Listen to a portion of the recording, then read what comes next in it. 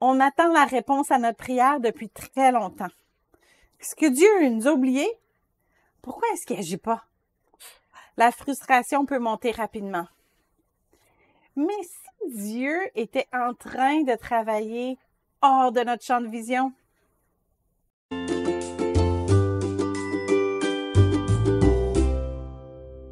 Lorsqu'on est célibataire et qu'on espère se marier, on passe toutes par ces questionnements et par ces émotions. On prie pour rencontrer la perle rare. Et quand on voit personne à l'horizon, des fois, ça nous amène à éprouver de la tristesse ou même à éprouver de la colère. À d'autres moments, on se met même à chercher c'est quoi qu'on a bien pu faire de mal pour que notre prière soit pas encore répondue. Vous savez, cette impression de silence ou d'indifférence de la part de Dieu, c'est pas quelque chose que seulement les célibataires ressentent. Tous les chrétiens malades passent aussi par exactement les mêmes émotions. Les chrétiens qui sont appauvris, eux autres aussi, ils passent par ces mêmes émotions. En fait, tous les chrétiens dont leur défi semble s'éterniser passent par les mêmes émotions. En fait, même Jésus est passé par là. À la montagne des Oliviers, il a prié son Père pour lui demander d'éviter la souffrance à venir, puis il n'y a pas eu de réponse. Sur la croix, Jésus, il a même eu l'impression que Dieu l'avait abandonné. Donc, Jésus, vraiment, il comprend exactement bien comment on se sent, il comprend nos sentiments à l'intérieur et il est donc le parfait intercesseur. C'est quand même une consolation de savoir qu'on n'est pas seul dans ces tourments. Et j'avoue, c'est aussi une consolation d'avoir des bonnes sources d'encouragement autour de nous. Et justement, quelqu'un ici a besoin d'entendre cette parole encourageante aujourd'hui. Ce n'est pas parce que tu ne vois pas Dieu agir qu'il n'est pas en train de travailler pour toi. Même si notre situation demeure la même, Dieu est à l'œuvre dans nos vies. On est continuellement dans les pensées de Dieu. Vous savez, Dieu, il n'a pas pris sa retraite. Dans Jean 5, le verset 17, Jésus nous rappelle que Dieu agit jusqu'à présent. C'est comme ça que ça le décrit dans le verset.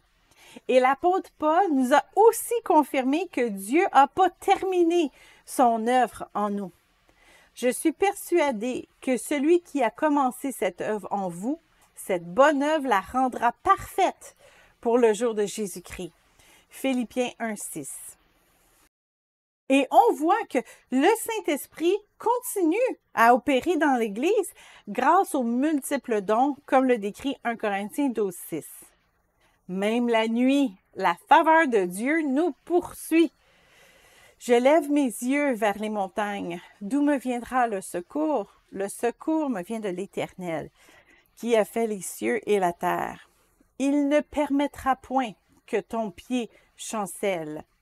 Celui qui te garde ne sommeillera point. Voici, il ne sommeille ni ne dort, celui qui garde Israël. Psaume 121, 1 à 4. Célibataires, recevez cet encouragement aujourd'hui. Même si votre situation n'avance pas comme vous le voulez, ça ne signifie pas que vous êtes au point neutre. Même si votre prière ne semble pas répondue, ça ne signifie pas que Dieu est sourd ou qu'il vous ignore. Non. Dieu écoute, Dieu compatit et Dieu répond.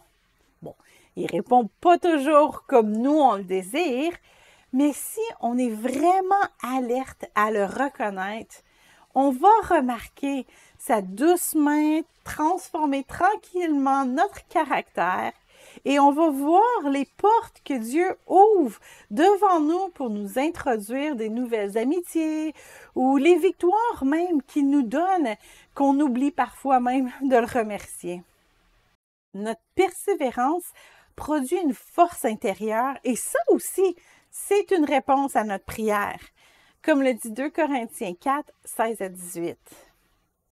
Il y a pourtant beaucoup d'autres domaines où on ne voit pas tout ce qui se passe dans les coulisses. On oublie, par exemple, toutes les personnes qui travaillent pour nous permettre d'avoir de l'électricité dans nos maisons. C'est pas parce qu'on les voit pas travailler qu'ils travaillent pas. Non, c'est la même chose avec Dieu. C'est pas parce que Dieu est occupé à résoudre des conflits internationaux qu'il n'a plus le temps pour nous. Dieu est omniprésent. Il peut donc être là-bas et ici en même temps. Et vous savez, c'est pas le mariage qui est la vraie réponse à notre prière. C'est toutes les petites transformations, les petites victoires, les édifications que Dieu nous donne en chemin qui sont les vraies réponses à notre prière. Donc, je le répète, ce n'est pas parce que tu ne vois pas Dieu agir qu'il n'est pas en train de travailler pour toi. Demandons au Saint-Esprit d'ouvrir nos yeux pour qu'on puisse voir toutes les petites attentions de Dieu dans notre quotidien et pour nous aider aussi à voir dans les coulisses.